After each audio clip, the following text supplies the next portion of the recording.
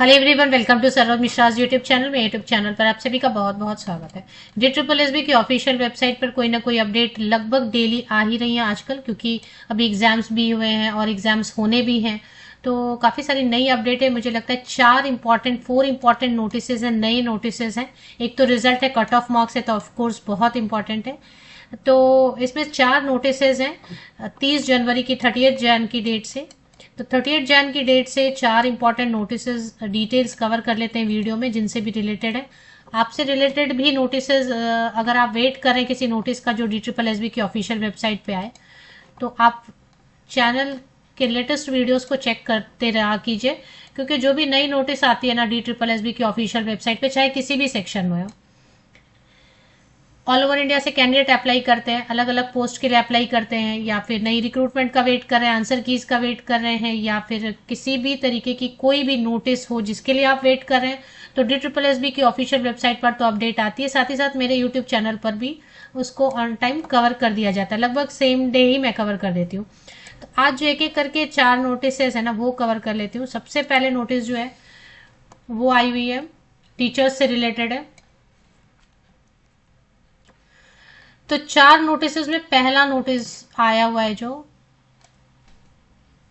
Notice number 126 है, post graduate teacher biology के लिए, जिसमें male female candidate post code से समझेंगे, क्योंकि देखिए सब्जेक्ट पोस्ट तो कई बार सेम हो जाते हैं, बट पोस्ट कोड से समझ में आता है। 808/23, मतलब 2023 में इसके फॉर्म भरे गए। Releasing of marks and calling of E dossier, क्योंकि जो भी टीचर वाली यहाँ पर DSSB में वैकेंसीज आती है, उसमें Tier 1 सिर्फ एक एग्जाम होता है। अब इसके बाद कोई इंटरव्यू नहीं, कुछ दूसरा एग्जाम नहीं, सिर्फ एक एग्जाम के बेसिस पे फाइनल सिलेक्शन हो जाती है।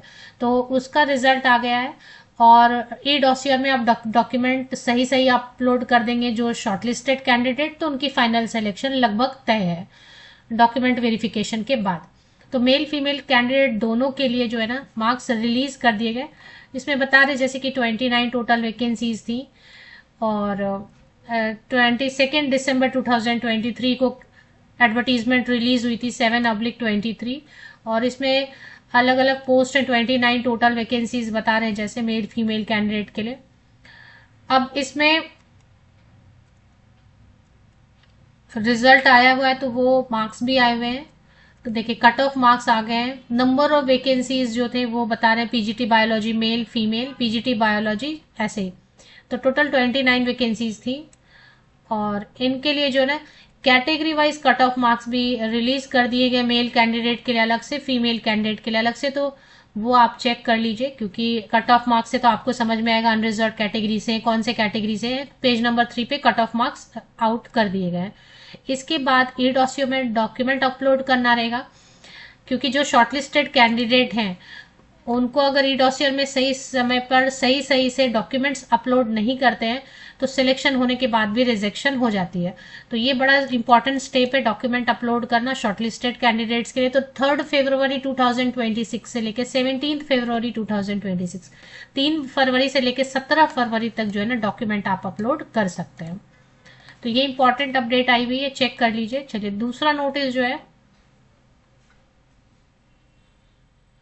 रिजेक्शन है, तो इसका मतलब रिजल्ट आया होगा तभी रिजेक्शन भी आता है, क्योंकि फाइनल रिजल्ट जब आता है ना ई डॉसियर में डॉक्यूमेंट अपलोड होने के बाद, तो मेन रिजल्ट है, फाइनल रिजल्ट होगा।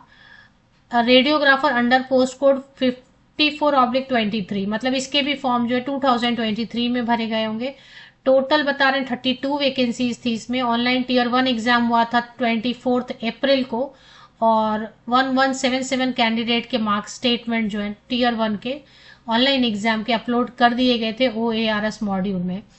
अब इसके बाद Tier 1 एग्जामिनेशन के बाद जो है ना, on the basis of marks secured in Tier 1 scheme and considering other relaxation, total 9 candidates जो है ना वो मेरिट बेसिस पे क्वालिफाई हुए हैं, और इनका सिलेक्शन प्रोविजनल रहेगा। प्रोविजनल इसलिए बुलाते हैं बिकॉज फिर मतलब डॉक्यूमेंट वेरिफिकेशन हो जाता है सही सही। तो अनरिजर्व कैटेगरी में 2 कैंडिडेट्स का रोल नंबर है, OBC कैटेगरी में, SC कैटेगरी, ST कैटेगरी, सभी कैटेगरीज में जो ना कैंडिडेट्स का रोल नंबर मेंशन किया गया है।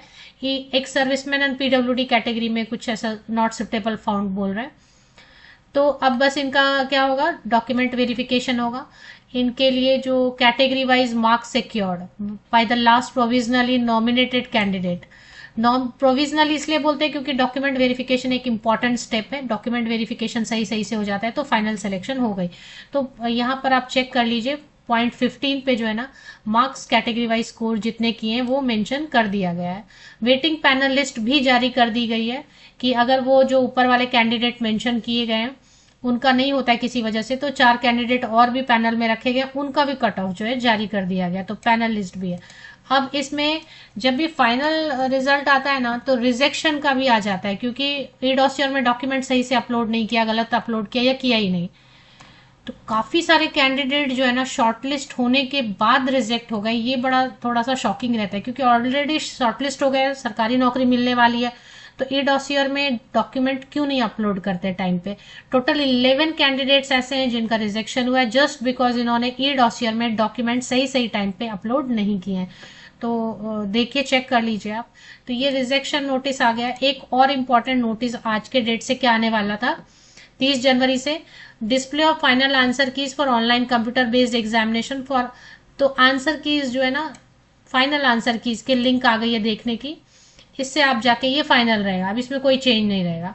तो कल ही 29 जैन को, 29 जैन को लिस्ट आ गई थी कि इनके इनके एग्जाम हुए, इनके आंसर कीज, वो मैंने पहले वीडियो बना दी थी, अगर नहीं देखा तो वो आप देख लो किनको किनके किन कौन कौन से पोस्ट के आंसर कीज आ गए, इससे आप चेक कर लीजिए। फाइनल आंसर कीज आए हैं।